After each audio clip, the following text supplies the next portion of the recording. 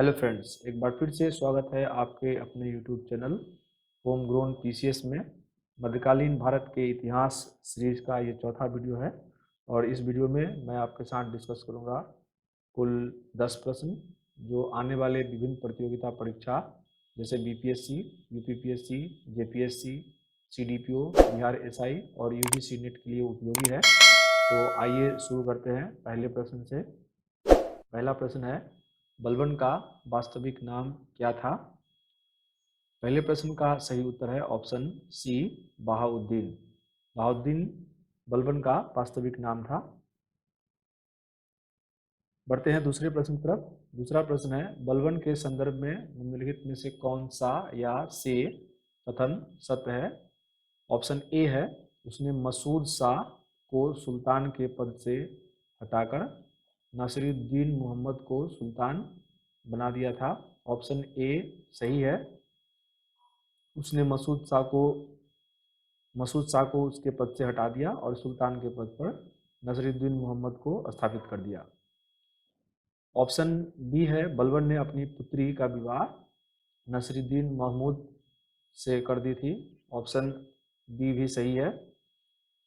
Option C है, बलबन इल्तुतमिश का गुलाम था। ऑप्शन सी भी सही है।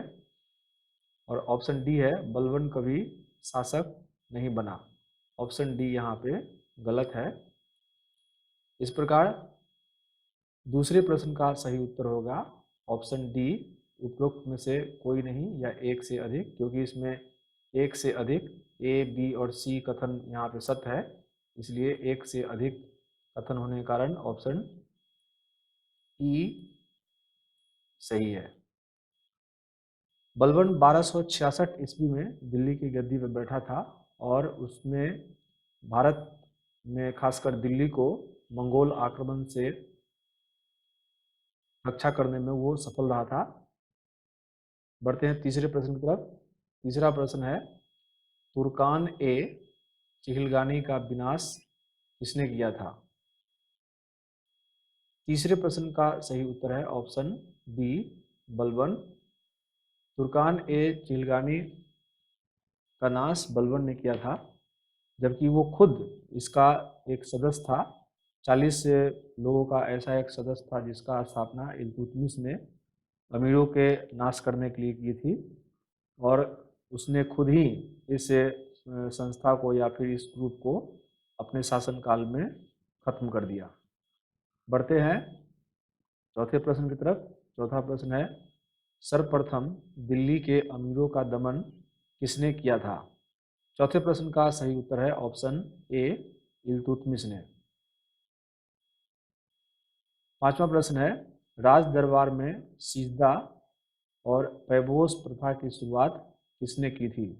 पांचवें प्रश्न का सही उत्तर है ऑप्शन बी, बलबन ने।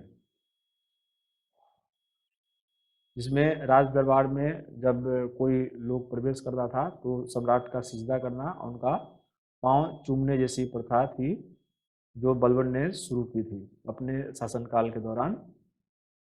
बढ़ते हैं छठे प्रश्न की तरफ। छठा प्रश्न है, फारसी रीति रिवाज पर आधारित नवरोज उत्सव को सल्तनत काल के किस सुल्तान ने शुरू किया था? छठे प्रश्न का सही उत्तर है ऑप्शन सी, बलबन ने। सातवां प्रश्न है, अपने विरोधियों के प्रति निम्नलिखित में से किसने लौह एवं रक्त की नीति अपनाई थी? सातवें प्रश्न का भी सही उत्तर है ऑप्शन सी, बलबन। बलबन ने ही अपने विरोधियों को, जिसमें उसने 40 सदस्यों वाली तुर्कान चिहलगानी का भी नाश कर दिया था, इसी नीति के अनुसार। बढ़ते हैं आठवें प्रश्न की तरफ। आठवां प्रश्न है, उसके पहले यहाँ पे कुछ ऑप्शंस है, चीज़ें हैं जो आपको बलबन के बारे में जानना चाहिए। बलबन ने उलूग खां की उपाधि धारण की थी और ये उपाधि उसके दामाद और उसका जो सम्राट था, तत्कालीन सम्राट नासिरुद्दीन महमूद ने उसको दिया था। बढ़ते हैं आठवें प्रश्न की तरफ। आठवां प्रश्न है, अमीर खुसरो निम्नलिखित में से किसके दरबारी कवि थे? आठवें प्रश्न का सही उत्तर है ऑप्शन डी बलबन। आइए कुछ जान लेते हैं अमीर खुसरो के बारे में। अमीर खुसरो का जो मूल नाम था मोहम्मद हसन था। उसका जन्म पटियाली जो उत्तर प्रदेश है उसके बदायूं के आसपास का एक ये इलाका है, और यहाँ पे 1253 ईस्वी में इसका जन्म हुआ था। अमीर खुसरो जो थे वो प्रसिद्ध सूफी संत निजामुद्दीन औलिया के शिष्य थे, और वो बलबन से लेकर मोहम्मद बिन तुगलक तक 7 सुल्तानों का शासनकाल देखा था। बढ़ते हैं 9वें प्रश्न की तरफ। 9वां प्रश्न है, कौन भारत के तोता के नाम से जाना जाता है? 9वें प्रश्न का सही उत्तर है अमीर खुसरो। अमीर खुसरो के साथ साथ अमीर हसन बलबन के दरबारी कवि में से प्रमुख थे।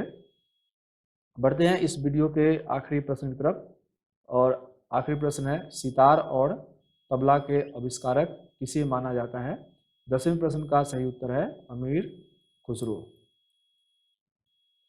इस प्रकार ये वीडियो यहाँ पे समाप्त हुआ। आशा करता हूँ आपको मेरे द्वारा बनाए गए वीडियो पसंद आ रहे होंगे। यदि पसंद आ रहे हो तो प्लीज़ लाइक करें, शेयर करें, कमेंट करें। जय हिंद, जय भारत।